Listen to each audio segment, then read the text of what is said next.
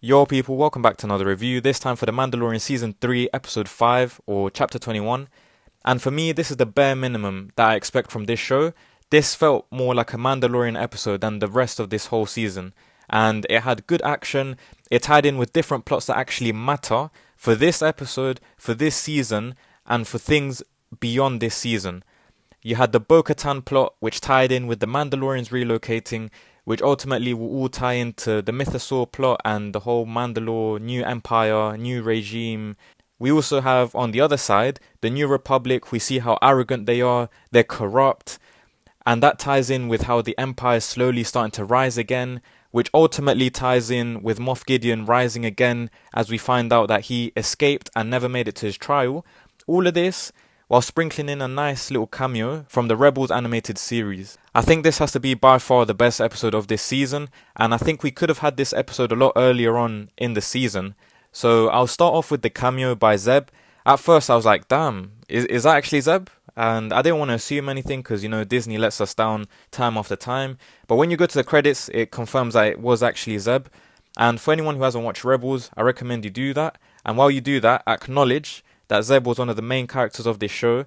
This means that we're definitely getting some sort of big ending, some sort of big reveal, because it feels like this season has been put in place to build up to something bigger than this season. So like the Ahsoka show, or who knows, something that's unannounced. In episode 1 of this season as well, we saw those big space whales that took Thrawn and Ezra at the end of Rebels, and now we've seen Zeb, so it's all looking more and more likely that the Rebels live action reunion is going to happen. The next good thing was the action. You had the Mandalorians on the ground, we had the fighting, the combat, the shooting, we had the armor with the hammers, we had the spacecrafts going in and shooting each other. There was all the different types of fights that you could have seen, all in this. They protected everyone from the pirates, people that actually seem like a threat. Plus, it was the first time that we saw the Mandalorians working together, fighting together. Plus, they finally relocated from that trashy cave.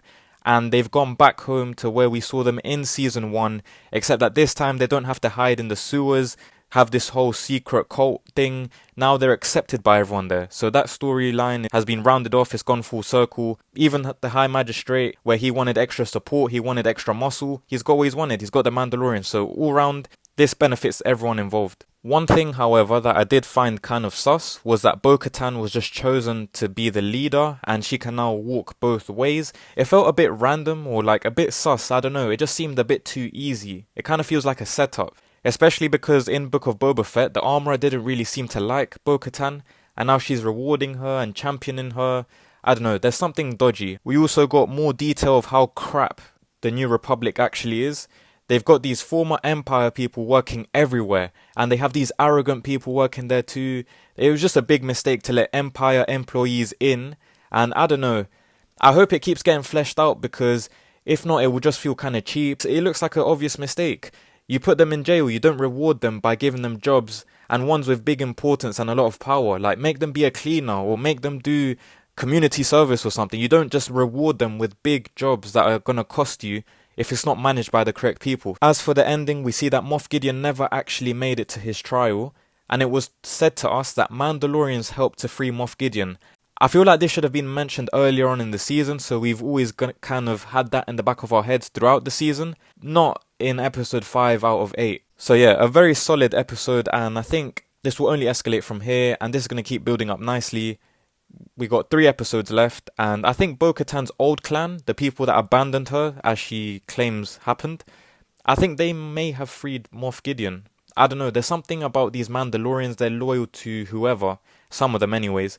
We had those Death Watch members that stood by Darth Maul, even though he wasn't a Mandalorian, they still stuck by him, so why can't they show the same energy to Moff Gideon? You'll say, yeah, they blew up their home planet, and etc., but at the end of the day, if that's the ruler, then that's the ruler. Technically now they should be with Din, but I don't know, there's something we've not been told from Bo-Katan's side of the story, but we'll find out. Maybe she turns evil when she tells us what happened and everything, who knows. But yeah, shout out to everyone that made it this far, I appreciate the support. Don't forget to like, comment, subscribe. I'll catch you in the next one. Have a great rest of your day.